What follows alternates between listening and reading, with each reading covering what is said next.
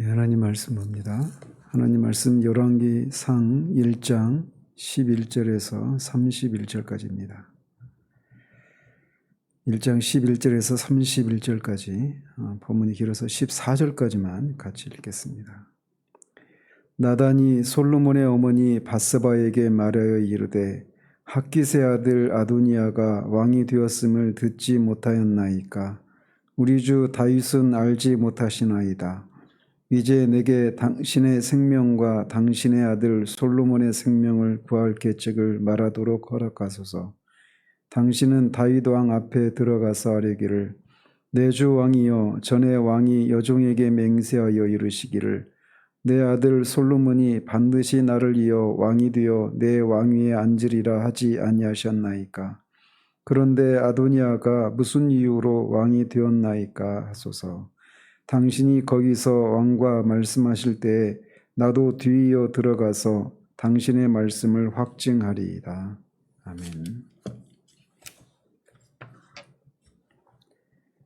어제는 아도니아가 솔로몬이 다윗을 이을 왕이 계승자임을 알면서도 다윗과 하나님을 거슬러서 스스로 왕이 된 것에 대해서 살펴보았습니다. 오늘은 그 소식을 들은 나단 선지자가 그 계획을 무산시키기 위해서 밧세바를 찾아가서 다윗 왕에게 솔로몬을 그에 이어 왕으로 삼았다라고 하는 것을 제가를 받을 것을 말해주고 그것이 결국 성공하는 내용을 살펴봅니다. 원문은 10절에 의해서 이 소식을 들은 나단 선지자가 즉각적으로 솔로몬의 어머니 밧세바를 찾아간 것으로 그렇게 전해주고 있습니다. 즉 나단은 다윗 왕에게 직접 달려가서 이 사실을 말하지 않고 먼저는 밧세바에게 달려가서 이 일을 상의를 하고 있는 겁니다.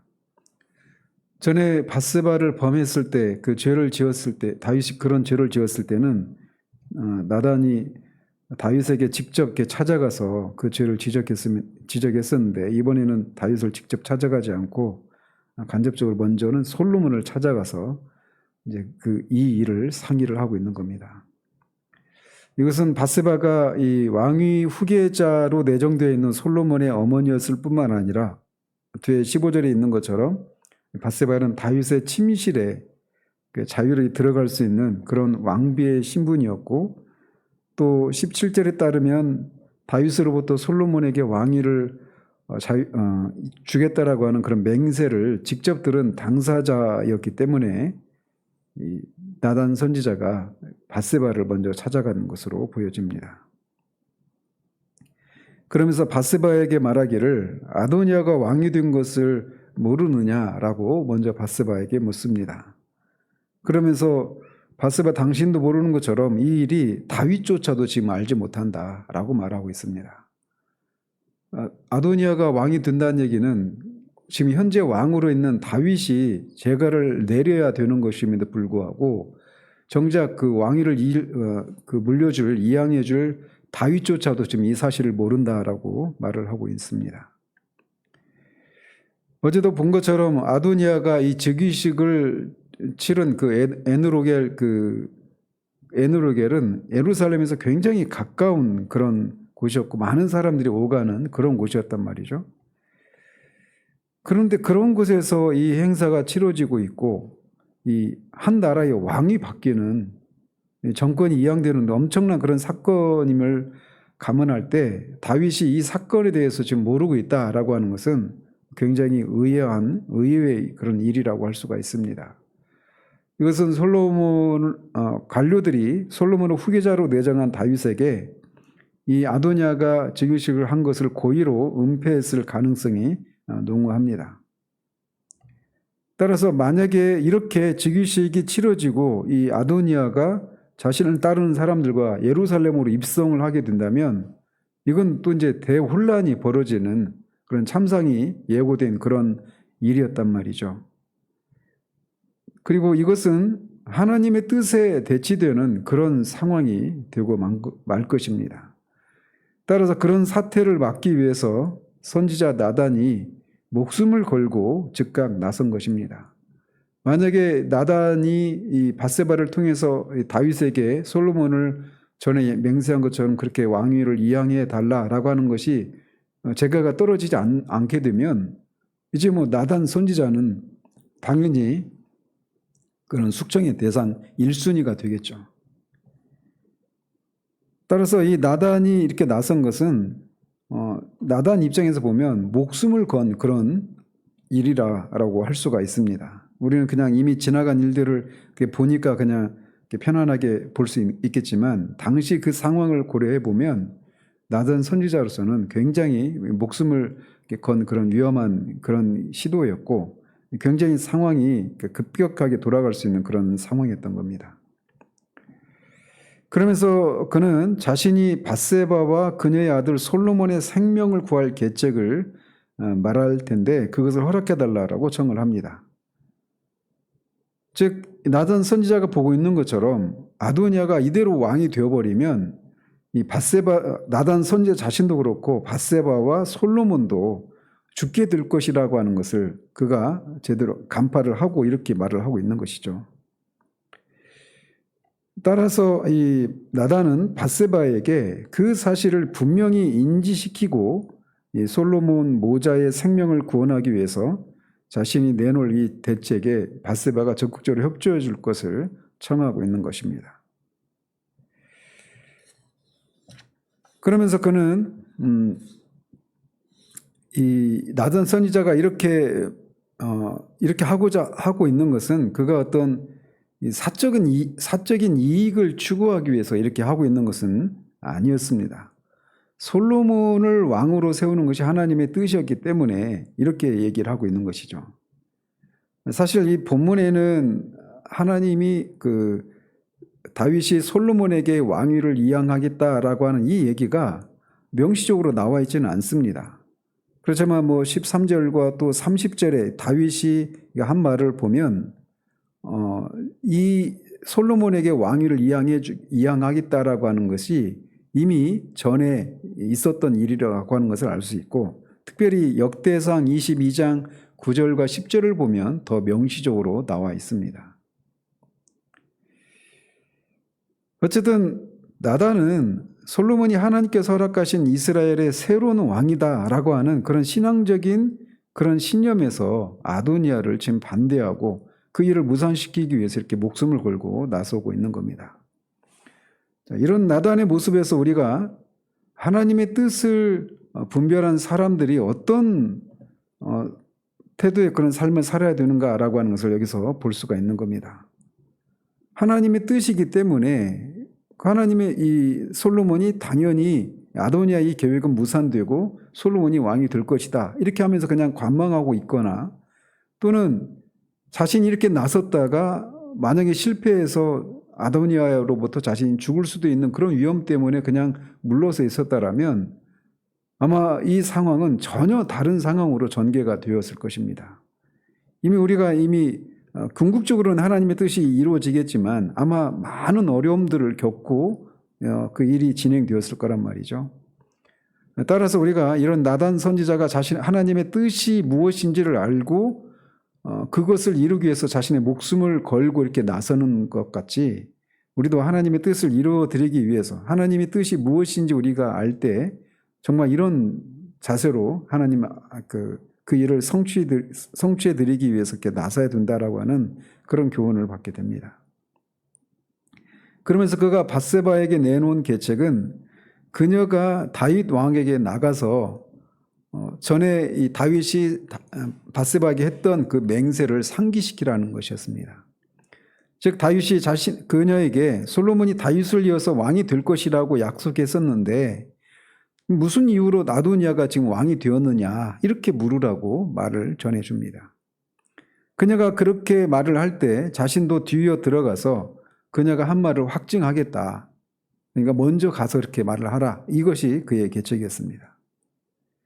말씀드린 것처럼 성경에는 다윗이 밧세바에게 솔로몬을 후계자로 삼겠다고 이렇게 약속한 사실이 나오지는 않습니다. 그렇지만 13절과 더불어서 30절에 이 다윗이 밧세바에게 솔로몬의 왕위 계승을 그 전에 맹세했던 대로라고 한 이런 말을 통해서 알 수 있는 것처럼 이 일은 전에 밧세바에게 다윗이 말을 했던 것으로 보여집니다. 그리고 이것을 나단이 지금 밧세바에게 얘기해주고 있다는 얘기는 나단 선지자도 알고 있었고 또 아도니아도 분하야, 이 사독, 나단 그리고 솔로몬을 그 즉위식에 초청하지 않은 것으로 봐서 아도니아도 이것을 알고 있었단 말이죠. 따라서 솔로몬이 다윗을 이어서 이스라엘의 차기 왕이 될 것이다라고 하는 얘기는 공공연한 그런 비밀과 같은 그런 일이었다라고 하는 것을 알 수가 있습니다. 따라서 아도니아의 그 행위는 불법한 일이었고 또 이 솔로몬을 왕위로 세우려고 하는 이런 나단 선지자를 포함한 이런 신진 세력의 시도가 정당하다라고 하는 것을 보여주고 있는 겁니다. 이렇게 나단 선지자로부터 말을 들은 밧세바는 또 원문에 보면 그 길로 바로 곧장 그렇게 다윗의 침실에 들어갔다라고 말을 합니다. 그렇게 들어가니 아비삭이 다윗을 휘중들고 있는 모습을 보았습니다.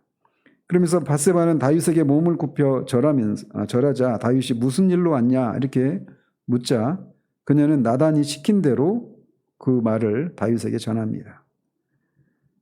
즉 전에 왕이 하나님 여호와를 가리켜서 자신에게 솔로몬이 반드시 자신을 이어 왕이 되어 왕위에 앉을 것이다 라고 이렇게 맹세하지 않으셨느냐.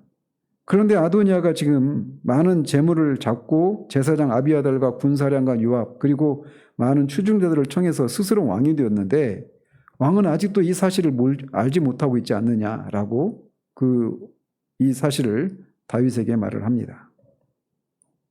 그러면서 그 자리에 솔로몬은 청함을 받지 못했는데 지금 온 이스라엘이 다윗 왕에게 주목하고 있다. 다윗을 이어서 누가 왕이 될 것인지를 왕이 공포해 주기를 기다리고 있다라고 말을 전합니다. 이 얘기는 아도니아가 스스로 왕이 되었어도 백성들은 아직 그 아도니아를 왕으로 인정하지 않고 그 왕으로 아도니아가 자신을 이어서 왕이 될 것이라고 하는 것을 제거해 줄 그런 권한이 있는 다윗의 입을 지금 쳐다보고 있다. 이렇게 얘기를 하고 있는 겁니다. 즉 아도니아가 백성들 사이에서 왕으로 지금 아직은 인정을 받지 못하고 있는 그런 모습을 보고 있는 겁니다. 그러니까 그런 상황에서 다윗 왕이 자신을 이어서 누가 왕이 될 것인가를 공개적으로 이렇게 공포를 하게 되면 백성들은 다윗의 뜻을 따를 것이니 이 일에 지체하지 말고 왕의 그 뜻을 전에 맹세한 것대로 솔로몬을 차기 왕으로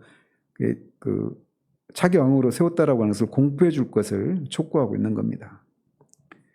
만약에 그렇게 하지 않고 다윗이 열왕대로기로 돌아가면 즉 다윗이 죽게 되면 자신과 솔로몬도 죄인이 될 것이다. 이렇게 말을 해서 이 일이 솔로몬과 또 자신의 생명이 걸려있는 문제라고 하는 것을 다윗에게 바르게 전합니다.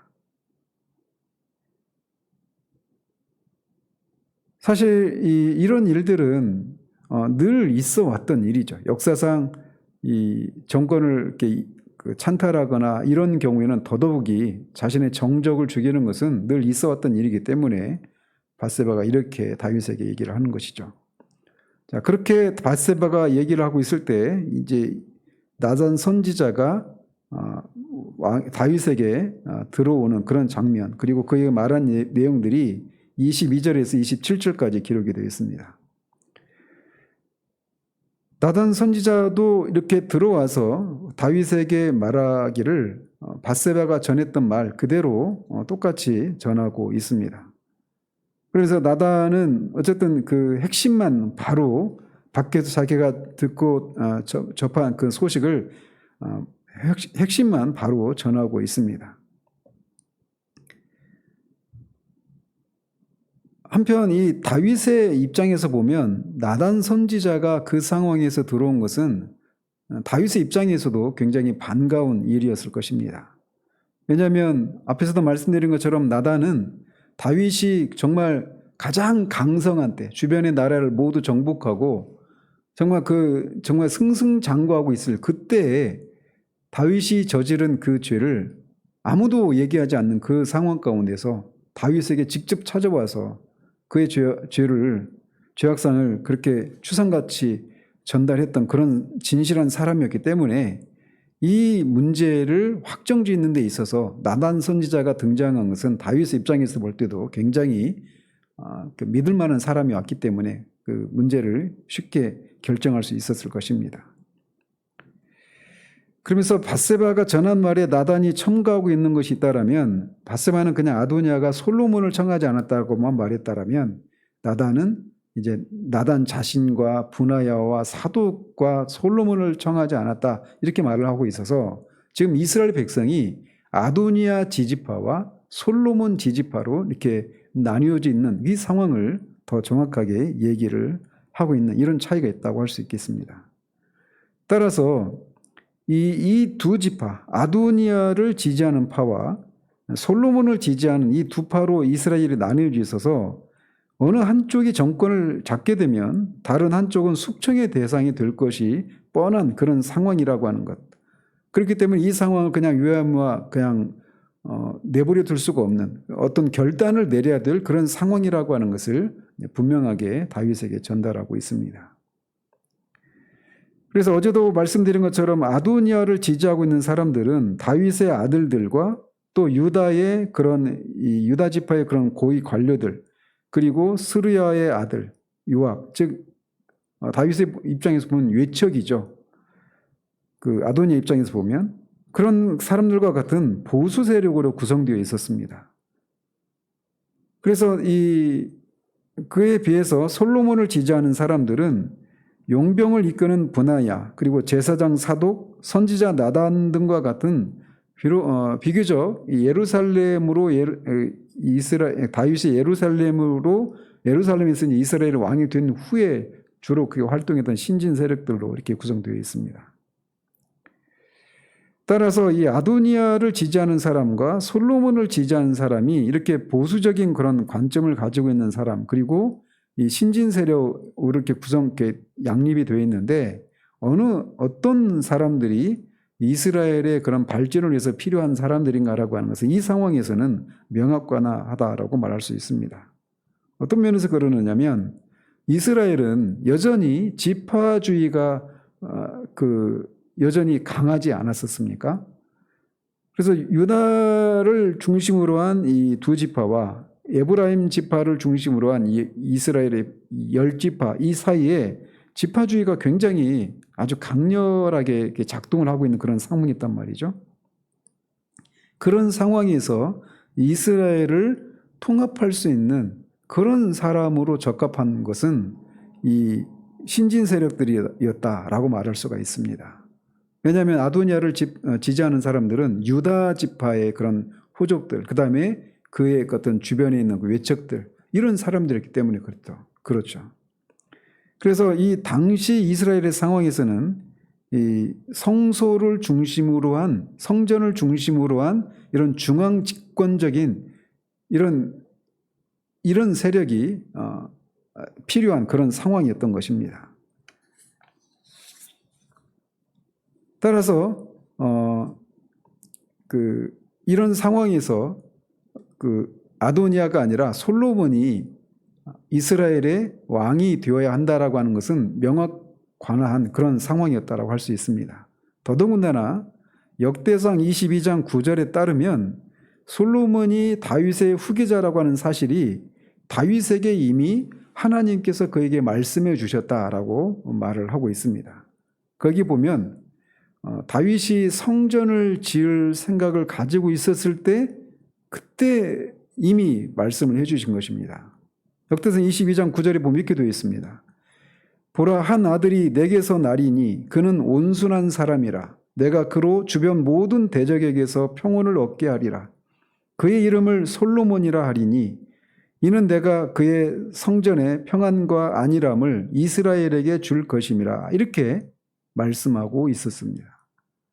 따라서 이 솔로몬이 다윗을 이을 그런 왕이 될 것이다라고 하는 것은 이미 전에 다윗에게 계시되었고 이 내용을 사람들이 다 알고 있는 그런 상황이었기 때문에 하나님의 뜻은 솔로몬이 이스라엘의 왕이 되는 것, 이것이 하나님의 뜻이었단 말이죠. 자, 이것을 다시 나단이 일깨워주자 이렇게 밧세바와 나단의 보고를 들은 다윗은 다시 이제 밧세바를 부릅니다. 그러면서 전에 자신이 이스라엘의 하나님 여호와를 가리켜 맹세를 했는데, 즉 솔로몬이 자신을 이어서 왕이 될 것이라고 이렇게 맹세를 했었는데, 그 맹세가 오늘 그렇게 솔로몬을 자신을 이어서 왕이 되게 하겠다라고 공포를 합니다. 이런 표현들은 다윗이 이전에 왕위 계승과 관련해서 자신이 한 맹세를 오늘 반드시 행하겠다라고 하는 결심이기도 하고, 바로 그것이 하나님의 뜻이었기 때문에 그 하나님의 뜻을 내가 오늘 이제 성취해 드리겠다라고 말을 하고 있는 것입니다. 그런 의미에서 이 30절의 말씀은 다윗의 제가가 실상은 밧세바의 간청과 나단의 계략에 의한 것이었지만, 또 동시에 하나님의 뜻에 따라서 솔로몬이 자신의 후계자로 결정되었음을 받아들인 다윗의 신앙적인 자세에서 비롯된 것이다 라고 하는 것을 보여주고 있는 겁니다. 자, 이렇게 해서 다윗이 솔로몬을 자신을 이을 그런 차기 왕으로 공포를 하고 나자 아도니아의 이 왕위를 찬탈하려고 하는 음모는 숲으로 돌아가게 됩니다. 사실 열왕기는 서론에서도 제가 말씀드린 것처럼 열왕기는 선지자적인 입장에서 쓴 책이라고 말씀드리지 않았습니까? 이에 비해서 역대기는 제사장적인 관점에서 쓴 책이라고 말씀을 드렸어요. 그래서 선지자적인 입장에서 왕이 하나님의 뜻을 순종하느냐 아니냐, 그러니까 이스라엘을 대표하는 왕의 그런 하나님의 뜻에 순종하느냐 안 하느냐 이런 관점으로 왕을 중심으로 왕의 행적들을 중심으로 열왕기를 쓰고 있습니다. 이에 비해서 역대상은 제사장적인 관점에서 쓰고 있기 때문에 성전과 성전에서 드려지는 예배를 중심으로 그것을 충실한 왕이었느냐 아니냐 이걸 중심으로 쓰고 있습니다. 그래서 이 정권이 이양되는 장면에서 내일도 살펴보겠지만 그냥 크게 많은 일들을 하지 않고 그냥 정권이 넘어간 것처럼, 정권을 이양해 준 것처럼 그렇게 묘사하고 있지만, 역대상을 보면 굉장히 많은 장을 할애해서 이 다윗이 솔로몬에게 성전을 지을 것, 그리고 성전을 어떻게 짓고 성전에서 제사는 어떻게 드려야 되는지, 그런 일들을 온 이스라엘을 불러놓고 또 솔로몬 개인에게 또 성전을 지을 어떤 설계도, 이걸 하나님이 주신 그 설계도를 솔로몬에게 넘겨주는 일까지 굉장히 많은 일들을 하고 그렇게 정권을 이양해 줍니다. 그런 면에서 어제도 잠시 말씀드렸지만, 비록 그가 이 이불을 덮을 수도 없을 정도로 그렇게 노쇠했고, 또 덮어도 따뜻함을 느끼지 못할 정도로 이렇게 노쇠한 상황이었지만, 그 영혼이 하나님과의 관계 속에서 얼마나 기민하게 깨어 있었는가라고 하는 것을 역대상을, 이 일과 관련된 일을 중심으로 기록되고 있는 역대상을 읽어보면 다윗이 그냥 70이 되었을 때 겉사람은 후패했지만 속사람도 그냥 완전히 그냥 후패한 그런 상태 가운데 있지 않았다라고 하는 것을 우리가 알 수가 있습니다. 그래서 꼭 추천드리기를, 역대상을 이 부분과 관련해서 22장을 중심으로 해서 그 앞뒤를 한번 읽어보시면 다윗이 70세에 노쇠했다라고만 말하고 있는 이 쓸쓸하기까지 한 이 모습이 결코 그런 모습만 보이지 않는다라고 하는 것을 분명히 볼 수 있습니다. 어쨌든 이렇게 이스라엘의 차기 왕이 솔로몬이다라고 하는 것을 공포하는 것을 통해서 이 아도니아의 이 음모는 숲으로 돌아가고 솔로몬으로 그 통치권이 옮겨지게 됩니다. 그리고 이렇게 솔로몬으로 하여금 다윗의 왕위를 잇게 해서 당신의 구속사를 이끌어 가시고자 하시는 하나님의 계획도 성취되기에 이릅니다. 이처럼 하나님의 뜻에 순종하는 이 한두 사람의 적극적인 헌신과 노력이 한 나라의 역사를 바꾸기도 하고, 또 하나님의 놀라운 이런 구속 계획을 성취하는 그런 일로 작동할 수가 있다는 겁니다.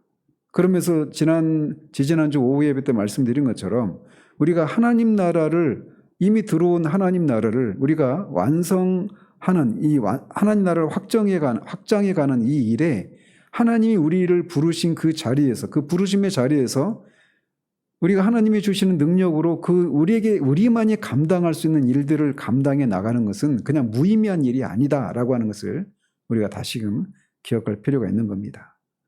우리의 순종을 통해서 하나님의 구속 계획이 성취가 되고 여기서는 성취되는 장면이고 우리는 또 그 성취된 구속이 확장되고 더 드러나는 그런 일도 작용할 수 있다라고 하는 것을 기억하면서 오늘 우리에게 주어진 그 삶의 자리에서 이 하나님의 뜻이 무엇인가를 우리가 알게 됐을 때 그 뜻을 실천하는 일에 열심을 낼 수 있는 그런 우리 하루의 삶이 되기를 바랍니다. 우리의 삶은 결코 어떤 무의미한 삶의 연속이 아님을 이 사건을 통해서 우리가 볼 수 있습니다. 기도하겠습니다. 하나님 아버지, 이 상황이 급박하게 돌아가고 있는 그런 상황 가운데서 하나님의 뜻이 아도니아가 아니라 솔로몬이 이스라엘의 차기 왕이 될 것이라고 하는 것을 이미 알고 있었던 나단이 하나님의 뜻이 이루어지겠거니라고 뒤로 물러서 있거나 또는 그렇게 자신이 나섰다가 만약에 실패하게 되면 자신의 목숨이 위험할 수 있다 생각하며 뒤로 물러서 있지 않고 하나님의 뜻을 이루어드리기 위해서 이렇게 자신의 목숨을 걸고 나선 결과 이 아도니아의 이 반란 음모가 수포로 돌아가고 궁극적으로 하나님의 뜻이 이루어지는 이 장면을 살펴보았습니다.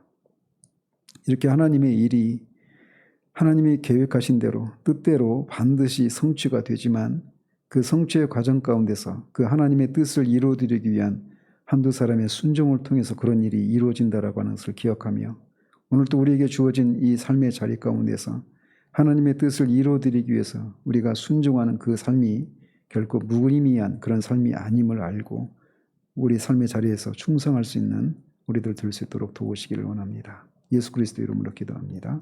아멘.